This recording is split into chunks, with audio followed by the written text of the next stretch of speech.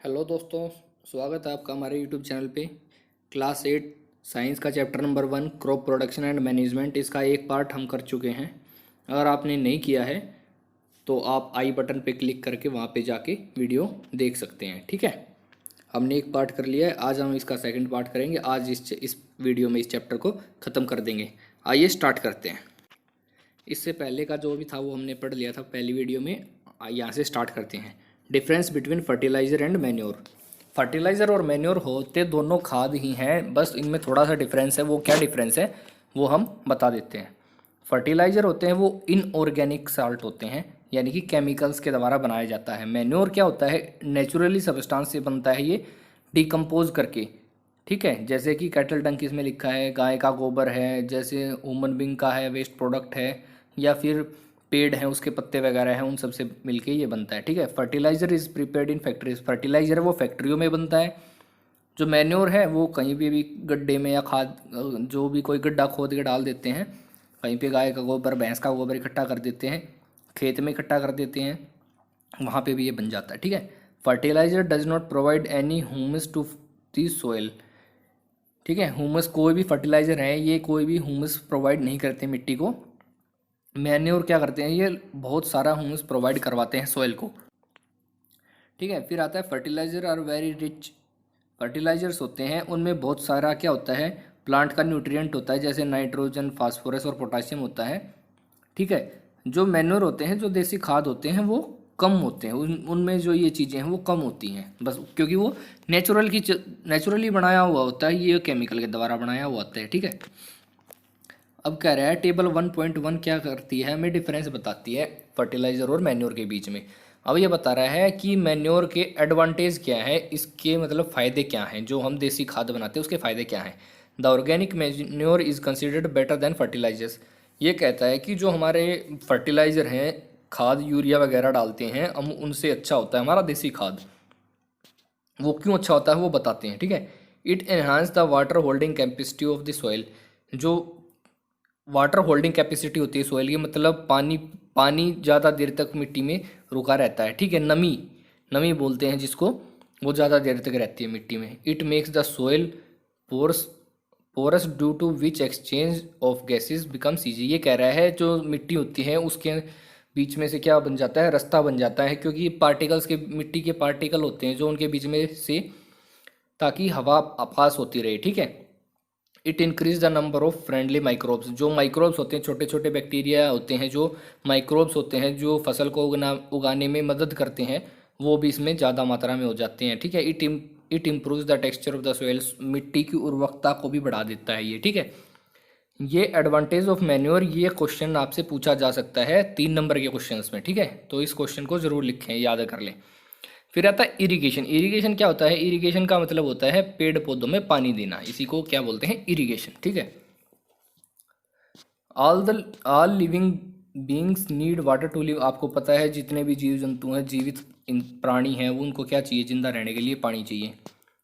Water is important for proper growth and development of flowers, fruit, seeds of plant. ये कह रहा है जो पानी है बहुत ही ज़रूरी है, किस काम के लिए, ग्रोथ के लिए, पेड़ पौधों को, जो फूल उगते हैं उनके लिए, फलों के लिए, और जो बीज होते हैं प्लांट्स के, पौधों के बीज होते हैं उनके लिए भी। Water is absorb by the plant root. Water क्या होता है, जो जड़ें होती हैं पौधे की, वो अपने अंदर सोख लेती हैं। ठीक है, along with the water mineral and fertilizer also absorb. पानी के साथ साथ वो क्या करती हैं, बहुत सारे जो फर्टिलाइजर्स हम डालते हैं, खाद वगैरह डालते हैं, और जो मिट्टी से जो मिनरल्स वगैरह होते हैं वो भी जो जड़ होती है वो अपने अंदर सोख लेती है। Plant contain nearly 90% water. Plant के अंदर क्या होता है, 90% पानी होता है। ठीक है, water is essential because germination of seed does not take place under the dry condition. Water जो होता है, पानी बहुत ज़रूरी इसलिए होता है क्योंकि जो बीज हैं वो अंकुरित, जर्मिनेशन का मतलब होता है अंकुरित होना। वो बीज अंकुरित तभी होते हैं जब पानी होता है। सूखी मिट्टी में, आप सूखे, आपको देखा होगा आपके घर में अनाज रखा रहता है ऐसे ही, लेकिन वो उगता नहीं है, लेकिन अब उसको हम मिट्टी में दबा देते हैं और पानी डाल देते तो उग जाता है। इसलिए बोलते हैं कि अनाज को उगने के लिए सबसे ज़्यादा ज़रूरी पानी होता है, पानी के बगैर वो नहीं उगेगा। ठीक है, nutrient dissolve in water get transported to. Nutrients होते हैं जो पानी में घुल जाते हैं और उसको क्या करते हैं, एक जगह से दूसरी जगह प्लांट में पहुंचा देते हैं।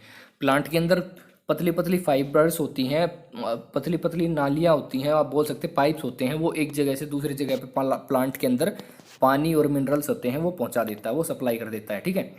Water also protect crop from the both frost and hot air current. ये कह रहा है कि जो पानी है वो गर्म गर्म हवा, आपने लू सुनी होगी, गर्म हवा चलती है उसको लू बोलते हैं, लू से भी बचाता है, और गर्म हवा जो होती है, गर्म वातावरण होता है उससे भी बचाता है, वरना गर्म वातावरण होता है तो पेड़ पौधे क्या होते हैं, जल जाते हैं, ठीक है।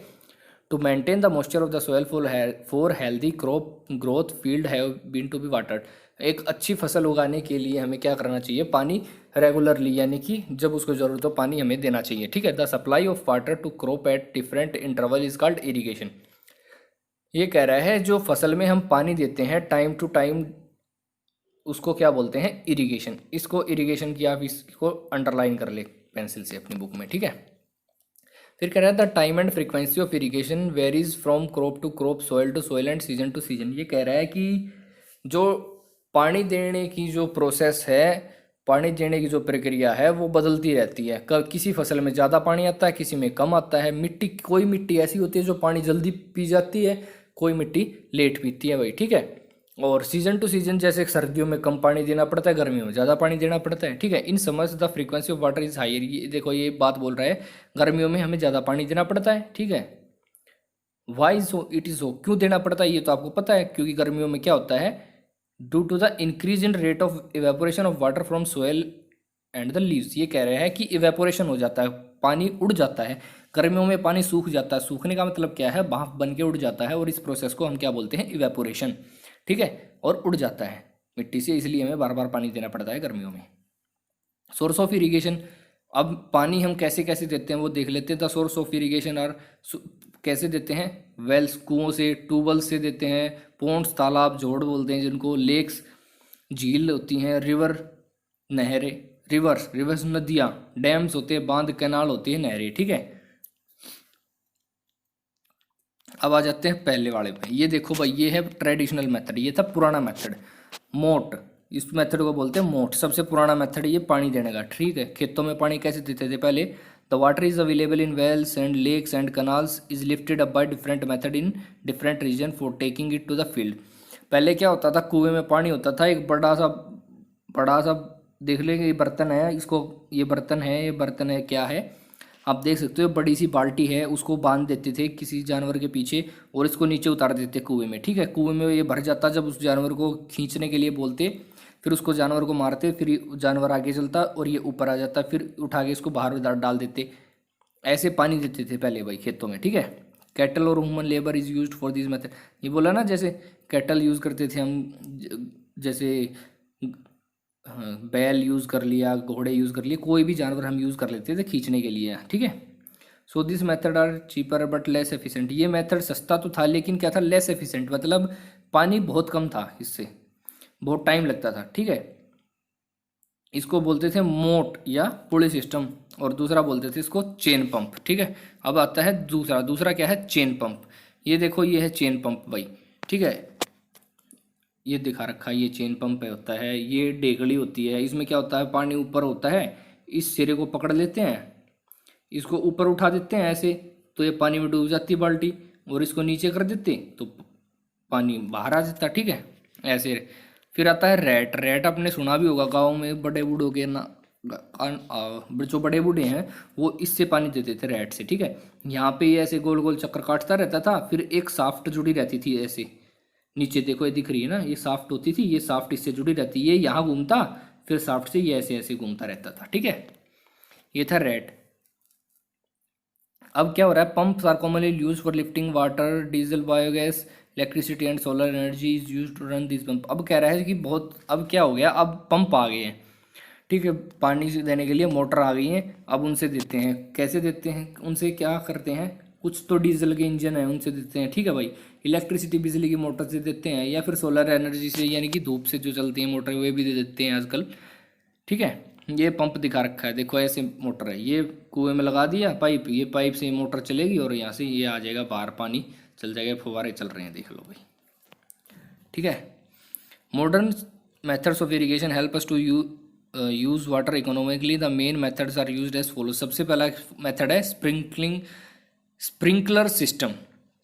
स्प्रिंकलर सिस्टम ये होता है फुवारे लगे होते हैं जिसमें, ठीक है। This is a system is more useful on the uneven land where insufficient water is not available. ये कह रहा है कि जो मतलब ऊंची नीची ज़मीन होती है तो उसमें अगर हम पानी ज़मीन पे छोड़ के चलाएंगे तो ऊपर चढ़ने में टाइम बहुत लेगा और बहुत पानी हमारा ख़राब हो जाएगा। इसलिए हम क्या करते हैं, फुवारे लगा देते हैं, फुवारे चले जाते हैं और वो सारी ज़मीन को भिगो देते हैं, ठीक है। इसमें क्या होता है, परपेंडिकुलर पाइप होते हैं और एक इसके ऊपर नोजल लगी होती है, नोजल बोलते हैं उसको, जिसमें से पानी ये फेंकता है, ठीक है। वो एक साथ जोड़ के पाइप, जो पाइप है इस पाइप में जोड़ देते हैं हम। ये देखो पाइप है, ये पाइप से ये गया और ऐसे ये नोजल लगा दी, ठीक है। ये नोजल पानी छिड़कती रहती है फिर, ठीक है। और when water is allowed to flow there main pipe under pressure, जब इस मेन पाइप में प्रेशर आता है तो क्या होता है, ये नोजल रोटेट करने लग जाती है और इधर उधर घूमने लग जाती है, ठीक है। अब दूसरा देखो भाई, दूसरा है drip system. In this system water falls drop by drop. इसमें क्या होता है, पानी गिरता रहता है ड्रॉप बाय ड्रॉप, ठीक है। ये देखो पानी लगा दिया इसमें और सब में देखो नली सी लगा दी पतली सी और उसमें छेद कर दिया। अब क्या है, छेद करने से क्या होगा, एक एक बूंद पानी गिरेगा, एक गिर गया फिर दूसरी बूंद, ऐसे बूंद बूंद करके गिरता रहता है इससे पानी। इसको बोलते हैं ड्रिप सिस्टम, ठीक है। इसमें क्या करते हैं, जो पौधे की जड़ है सीधा उसी में लगा देते हैं, ठीक है। इसलिए इसको क्या बोलते हैं, ड्रिप सिस्टम बोलते हैं। It is the best technique for watering fruit plants. जो फ्रूट प्लांट होते हैं उनमें पानी देने की सबसे अच्छी तकनीक है ये। गार्डन में ट्रीज वगैरह को भी बहुत ये पानी देने की बहुत अच्छी तकनीक है। The system provides water to the plant drop by drop. इसमें क्या होता है, जो पानी होता है प्लांट को एक एक बूंद करके दिया जाता है। इससे पानी खराब नहीं होता, पानी वेस्ट नहीं होता, ठीक है। It is a boon in region where availability. ये ज़्यादातर उन क्षेत्रों में, उन हिस्सों में की जाती है जहाँ पे पानी की कमी होती है, जैसे राजस्थान साइड में बहुत कम होता है पानी, तो वहाँ पे ये सब काम किया जाता है, ठीक है। अब बात है प्रोटेक्शन फ्रॉम वीड्स। वीड्स क्या होते हैं भाई, ऐसी जो चीज़ें होती हैं, फालतू की चीज़ें होती हैं जो हमारे खेत में उग जाती हैं, ज़मीन, ठीक है, जो इनकी हमें ज़रूरत नहीं होती, जो हमारी फसल के बीच में उग जाती हैं, ठीक है। वो क्या होती हैं, वो होती हैं वीड्स, ठीक है।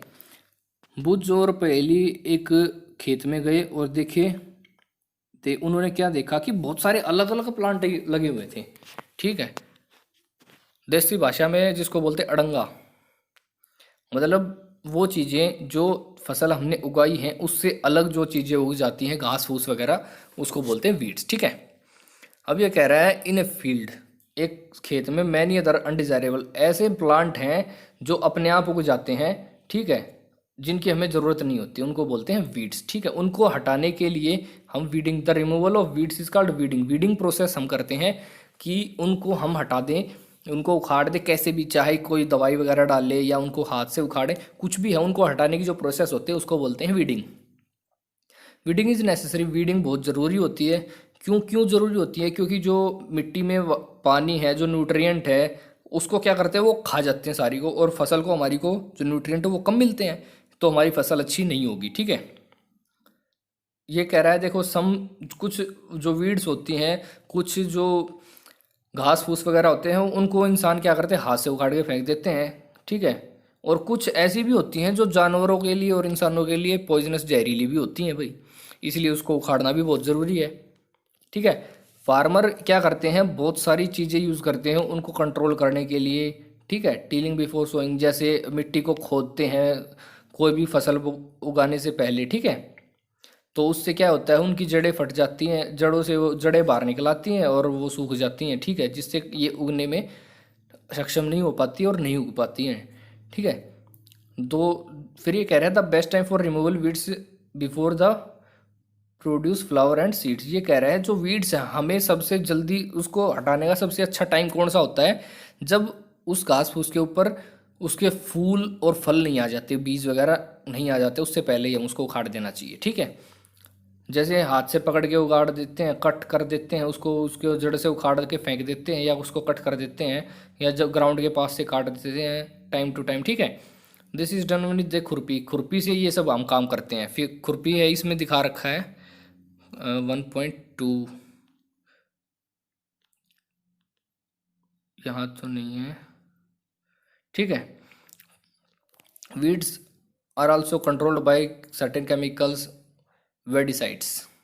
ये कह रहा है कुछ दवाइयाँ भी छिड़कते हैं हम, छिड़काव करते हैं कुछ दवाइयों का, कुछ केमिकल्स का, जिनको वेडिसाइड्स बोला जाता है। ठीक है, जैसे इसमें दिखा रखा है, ये देखो, ये इंसान क्या कर रहा है, दवाई छिड़क रहा है, मुंह पे कपड़ा बांध के छिड़काव कर रहा है। इससे क्या होता है, वो जल जाते हैं, गल जाते हैं। ठीक है, as already mention, weedicides are spread during the vegetation growth of the weeds before flowering and seed formation. ये कह रहा है कि उनके अंदर फ्लोर, उनके अंदर फूल आने से पहले या बीज बनने से पहले, वीड्स के, इससे पहले कि उस घास फूस में बीज आए, उससे पहले ही हमें दवाई छिड़क देनी चाहिए ताकि वो ख़त्म हो जाए। स्प्रेइंग वेडिसाइड ये क्या करता है, फार्मर्स की हेल्थ को भी इफेक्ट करता है, क्योंकि इसमें बहुत सी ये केमिकल का बना होता है। इसमें कुछ खतरनाक केमिकल्स भी होते हैं जिनके अंदर बहुत गंदी स्मेल आती है, बहुत बदबू आती है। ठीक है, इसलिए वो क्या करते हैं, अपने नोज़ को, अपने नाक को और अपने मुंह को कपड़े से बांध के तब इसका छिड़काव करते हैं। अब आता है हार्वेस्टिंग। हार्वेस्टिंग होता है कटाई करना। ठीक है, harvesting of cropping is an important task. कटाई करना एक बहुत इंपॉर्टेंट टास्क है। द कटिंग ऑफ क्रॉप, ये कह रहा है the cutting of crop after it is mature it is called harvesting. Harvesting क्या होती है, जब हम फसल को काट देते हैं, जब वो कटने लायक हो जाती है, उसको क्या बोलते हैं, हम हार्वेस्टिंग बोलते हैं। ठीक है, इन हार्वेस्टिंग, जैसे कि गेहूं पक जाता है तो उसको काटते हैं, और देशी भाषा में बोलते हैं लावणी करना। ठीक है, in harvesting crop are pulled out और cut close to the ground. Ground के पास से उसको काट दिया जाता है। इट यूजुअली टेक्स 3 और 4 मंथ। ये 3-4 मंथ के बाद किया जाता है। जब हम बीज उगाते हैं तो 3-4 मंथ के बाद क्या होती है, हमारी फसल काटने लायक हो जाती है, हम उसको काट देते हैं। Harvesting in our country is either done manually by sickles. Sickles क्या होती है, दराती होती है, ये देख सकते हो आप, इसको दराती बोलते हैं। और बाय मशीन हार्वेस्टर। हम भारत में क्या करते हैं, कुछ दराती से भी काटते हैं, कुछ मशीनों से भी काटते हैं। ठीक है, in harvesting of crop the grain seeds needs to be separated. ये काटते किस लिए है, ताकि जो बीज हमने उगाए हैं उसको, जो पेड़ है, उससे अलग करने के लिए। ठीक है, तो इस प्रोसेस को क्या बोलते हैं, थ्रेशिंग। थ्रेशर आपने सुना होगा, थ्रेशिंग मशीन। ठीक है, जैसे ये है, ये कंबाइन मशीन होती है, ये क्या करती है, गेहूँ काटती है। ठीक है, this is carried out with the help of machine combine. देखो कंबाइन बोलते हैं इस मशीन को। ये क्या करती है, ये गेहूं को निकालती है। ठीक है, which in fact to combined harvester. इसमें क्या है, थ्रेशर मशीन और हार्वेस्टर दोनों चीज़ें एक साथ हो जाती है। हार्वेस्ट भी, ये कटिंग भी कर देती है और गेहूं निकाल भी देती है, दोनों काम हो जाते हैं। ठीक है, अब ये देखो, ये इसमें नोट दे रखा है, ये एक बार पढ़ लेते हैं। इसमें एक्स्ट्रा नॉलेज होती है, ये नोट से जरूर पढ़ा करो। ठीक है, इसमें क्या देख रखा है, आफ्टर 3 और 4, ये कह रहा है 3-4 महीने के बाद, फसलों पे काम करने के बाद फसल को काटा जाता है। ठीक है, और ये कह रहा है लेडन विद ग्रेन, जब उसमें क्या होती है, बालियाँ आ जाती हैं और उसमें दाना आ जाता है, गेहूं के बीज वगैरह आ जाते हैं, तो हम उसको, हमें ये पता लग जाता है कि अब ये कटने लायक हो गई है। और ये कह रहा है कि उसमें the period of harvest is thus enjoy. जब उसकी कटाई होती है फसल की, तो हम बहुत खुशी होती है, क्योंकि हमारी फसल तैयार हो जाती है। उसको, फसल को जब काटते हैं तो उसके लिए अलग अलग त्यौहार भी बनाए गए हैं, जैसे पोंगल का त्यौहार है, बैसाखी है, होली है, दिवाली है। ठीक है, ये सब चीज़ें फसलों, ज़्यादातर ये त्यौहार जब मनाए जाते हैं जब हमारे जब सीजन, जो हमारी फसल कटती हैं। ठीक है, ये देखो, ये है मशीन, देख, farmers with small holding of land due to separation of grains and chaff by winnowing. ये विनोइंग कर रहा है, ये विनोइंग का मतलब छानना। ठीक है, you have already study in 6th class. आपने इस प्रोसेस के बारे में, विनोइंग मशीन है, छानने वाली मशीन है। ठीक है, इसके बारे में आपने पढ़ा होगा 6th क्लास में। ठीक है, अब आता है स्टोरेज। स्टोरेज एक प्रोसेस है, इसमें क्या होता है, ये बहुत इंपॉर्टेंट टास्क होता है। आपकी क्रॉप, आपकी फसल तैयार हो गई है। ठीक है, अगर और आपको लंबे समय तक रखनी, ये तो है नहीं कि एक ही दिन में खा जाओगे सारी फसल को, पूरे साल चलाने होते हैं आपको। ठीक है, तो उसके लिए क्या करना पड़ता है, उसको किस चीज़ से बचाते हैं, मॉइस्चर, भाई नमी से, उसमें कोई नमी ना आ जाए, कीड़े इंसेक्ट से बचाते हैं, चूहों से बचाते हैं, और माइक्रो ऑर्गेनिज्म से बचाते हैं भाई। उसको fresh crop has been more moisture, जो हमारी जो ताज़ा फसल होती है उसमें क्या होता है, नमी होती है, मॉइस्चर होता है, गीली होती है, वो थोड़ी सी नमी होती है उसमें। ठीक है, if freshly hard work gain are stored without, अगर हम उसको ऐसे का ऐसे स्टोर कर देंगे तो वो ख़राब हो जाएगी, और उसमें माइक्रो ऑर्गेनिजम्स आ जाएंगे बहुत सारे, और उसमें से कुछ जो जर्मिनेट हो जाएंगे, उग जाएंगे। ठीक है, तो हम स्टोर करने से पहले क्या करते हैं, उसको सुखाते हैं बाहर धूप में। ठीक है, धूप में सुखाने के बाद क्या होता है, जो इंसेक्ट और पेस्ट वगैरह है, बैक्टीरिया वगैरह है, वो नहीं लगते उसमें, ठीक है। फिर कह रहा है फार्मर स्टोर्स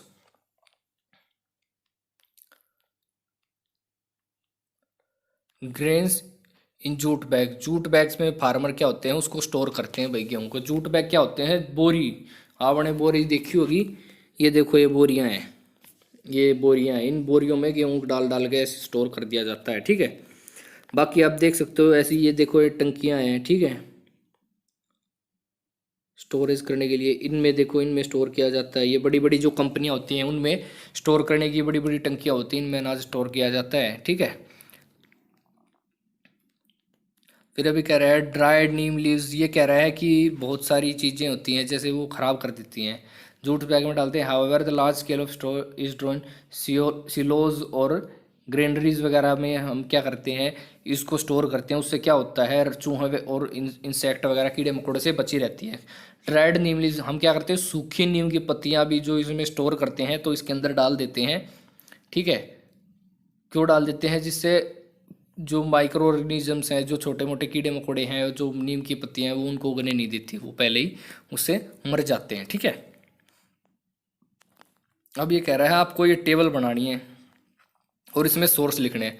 जैसे आपने फूड लिख दिया मिल्क, मिल्क किससे मिलता है, काऊ गाय, बफेलो घास, शी गोट बकरी, सी में सी कैमल होती है ऊँटनी, ऊँटनी से मिलता है भाई।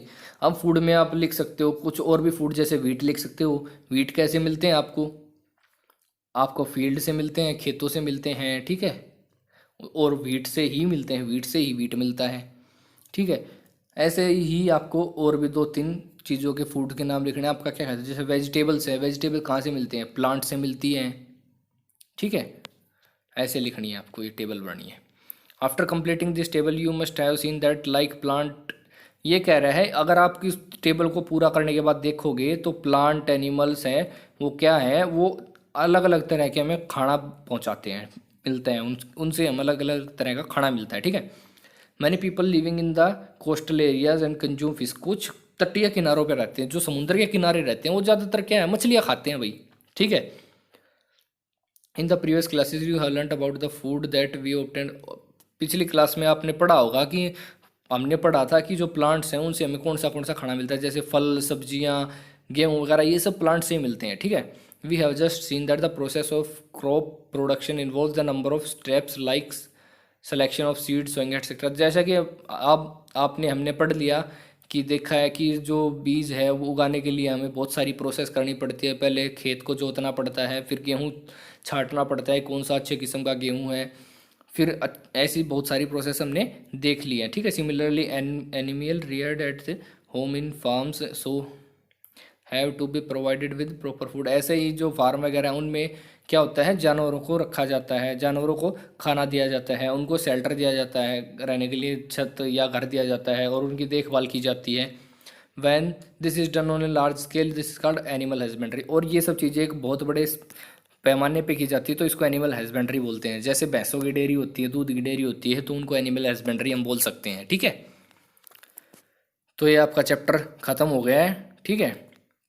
ये कीवर्ड्स हैं, कीवर्ड जरूर पढ़ लिया करो। आप आगे जैसे जाओगे, एग्रीकल्चर प्रैक्टिसेस नाम से है ये कीवर्ड है, तो इसकी डेफिनेशन पूरा एग्रीकल्चर प्रैक्टिसेस क्या होता है वो एक बार पढ़ लेना। मैंने वीडियो में ये सारे कीवर्ड्स एक्सप्लेन करे हैं, ठीक है, इनको पढ़ लेना। आगे क्लासों में जाओगे तो इनको बारे में कोई नहीं बताएगा आपको। ये होता है कि एनिमल हस्बेंड्री क्या होता है, ये तो मैंने अभी बताया है। क्रॉप क्या होती है, ये सब मैंने बताया, फर्टिलाइजर्स, ठीक है, ये सब मैंने बता दिए हैं। तो आप इस वीडियो को समझ में नहीं आया तो इस वीडियो को दोबारा देखें, और जिसको समझ आ गया वो चैनल को सब्सक्राइब करें, वीडियो को लाइक करें। अगर आपके मन में कोई सवाल है, कोई क्वेश्चन पूछना चाहते हैं, कुछ बात समझ में नहीं आई, तो कमेंट बॉक्स में लिख के मेरे को बता सकते हैं, ठीक है। आप चैनल को सब्सक्राइब करें, वीडियो को लाइक करें, अपने दोस्तों के साथ भी शेयर करें, ठीक है दोस्तों। Okay bye.